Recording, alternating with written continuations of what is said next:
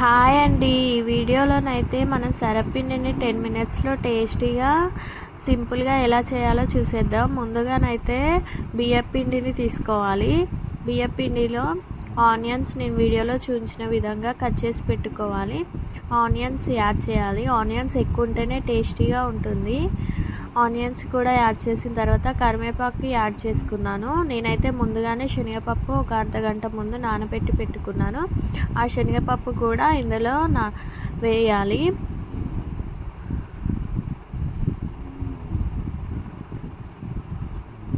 శనగపప్పు కూడా మొత్తం యాడ్ చేసిన తర్వాత ఇప్పుడైతే పల్లీలను కూడా ముందే కచ్చా పచ్చగా దంచి పక్కన పెట్టుకోవాలి.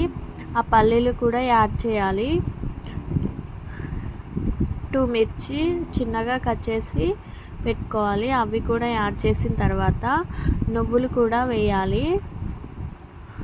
నువ్వులు కూడా వేసుకున్న తర్వాత 2 స్పూన్స్ కారం అయితే యాడ్ చేశాను.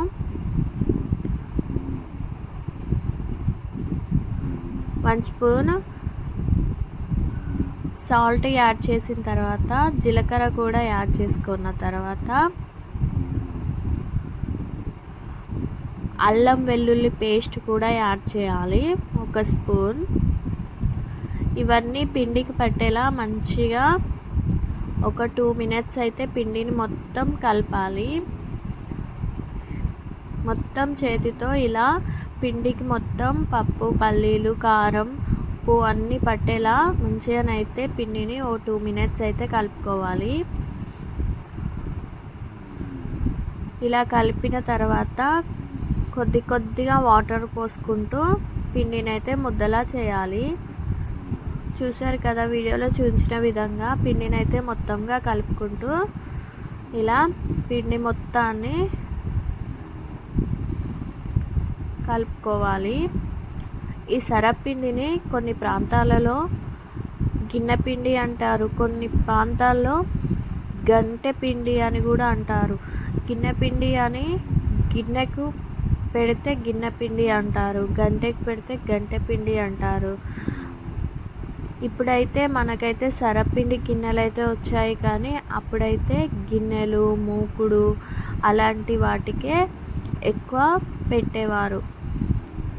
సో గిన్నె పిండి అని కూడా పిలుస్తారు ఈ సరపిండిని.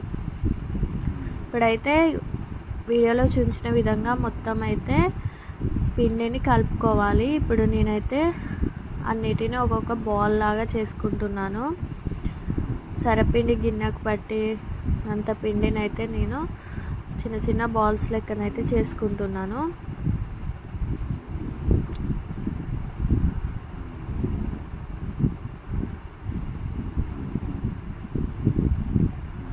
ఇలానైతే పిండిని అయితే మంచిగా కలుపుకోవాలి.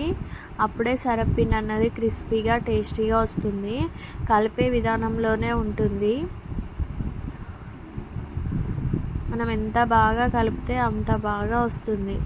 ఇప్పుడైతే సరపిండి గిన్నె తీసుకొని దానికైతే ఆయిల్ అప్లై చేసుకోవాలి. ఇప్పుడు పిండి ముద్దను తీసుకొని మొత్తం ఇలా వీడియోలో చూపించిన విధంగా ఒత్తుకోవాలి.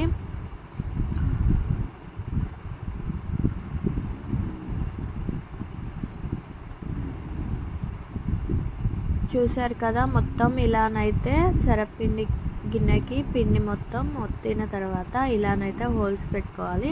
అందులో ఆయిల్ అయితే అప్లై చేయాలి. అప్పుడే మంచిగా కాలుతుంది. ఇప్పుడైతే స్టవ్ ఆన్ చేసి మూత పెట్టుకొని ఒక 2 మినిట్స్ అయితే సిమ్లో పెట్టి పెట్టేస్తాం. ఇప్పుడు చూడండి, ఆల్రెడీ ఇప్పుడైతే నేను మళ్ళీ మూత పెట్టేసిన. మళ్ళీ మూత తీసి చూసేద్దాం. మధ్యలో చూస్తూ ఉండాలి. ఇప్పుడైతే మంచిగా గోలనివ్వాలి. సిమ్లో పెట్టుకొని గోలనివ్వాలండి. ఈ సరపిండిని అయితే వట్టిగానే మాడిపోతుంది. చూడండి, సిమ్లో పెడితే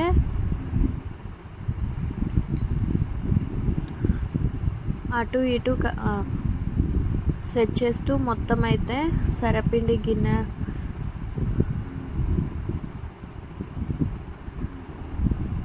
చూసారు కదా, సరపిండి ఎలా గోలుతుందో సిమ్లో పెట్టి గోలనివ్వాలండి. మనం హై ఫ్లేమ్లో పెడితేనైతే మాడిపోతుంది. సిమ్లో పెడితే మంచిగా గోలుతుంది.